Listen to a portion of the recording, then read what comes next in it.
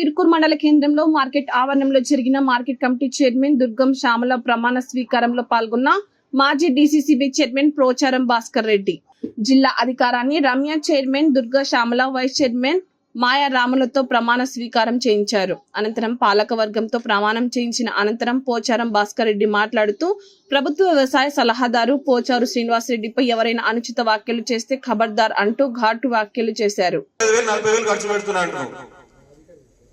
ఆ ఇచ్చిన డబ్బులు కూడా మా సీనాన్ని ఇచ్చిండు. సీనాన్ని ఇచ్చిన డబ్బులతోనే నువ్వు ఇచ్చిన చూపించుకున్న మండలంలో గాని మా సీనాన్న పేరు ఎక్కడ తీసుకురాలేదు. ఈ రోజు నీ మల్లాపూర్లో గాని బైరాపూర్లో గాని నువ్వు చెప్పుకొని తిరుగుతున్నావు కదా, ఈ డబుల్ బెడ్రూమ్ నేను తీసుకొచ్చినా, సీసీ రోడ్ నేనే కట్టించినా, డబుల్ బెడ్రూమ్ నేనే కట్టించినా అని.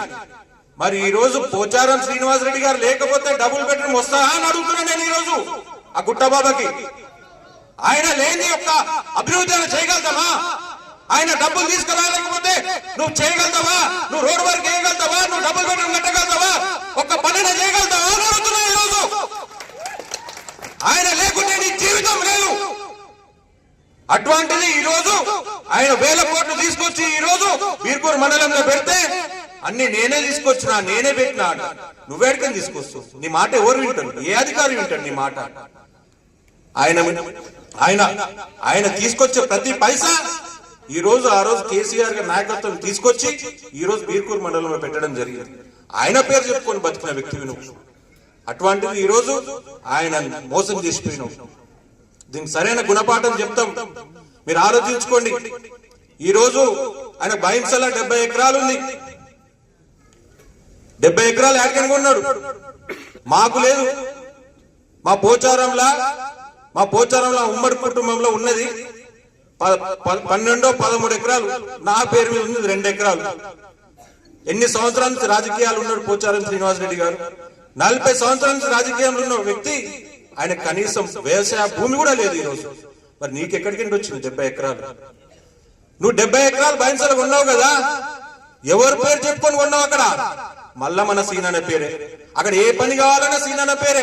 అధికారులను బెదిరించి ప్రతి ఒక్క పనులు, కాలువ పనులు, అన్ని పనులు సీనన్న పేరుతోనే చెప్పి చేసుకున్నాడు. అక్కడ నువ్వు అంతా చేసుకున్నావు, అన్ని పనులు.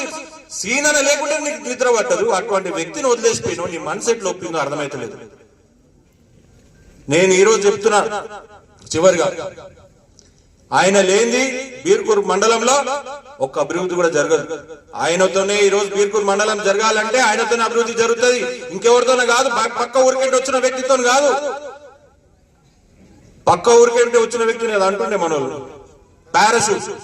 పారాషూట్ వస్తుంది పోతుంది అంతే. అసలు సిసలైన ఇక్కడ బాన్సడ ముద్దు బిడ్డ మన పోచారం శ్రీనివాసరెడ్డి గారు అని చెప్పేసి సందర్భంగా తెలియజేస్తున్నారు. వారి జోలికి గాని వారి మీద ఏదైనా అనుచిత వ్యాఖ్యలు చేస్తే మాత్రం మా కార్యకర్తల నాయకులం ఎవరం ఊరుకుంటామో సరైన గుణపాఠం చెప్తామని చెప్పేసి సందర్భంగా తెలియజేస్తూ, మరి ఈ రోజు నాకు అవకాశం ఇచ్చిన మీ అందరికీ పేరు పేరున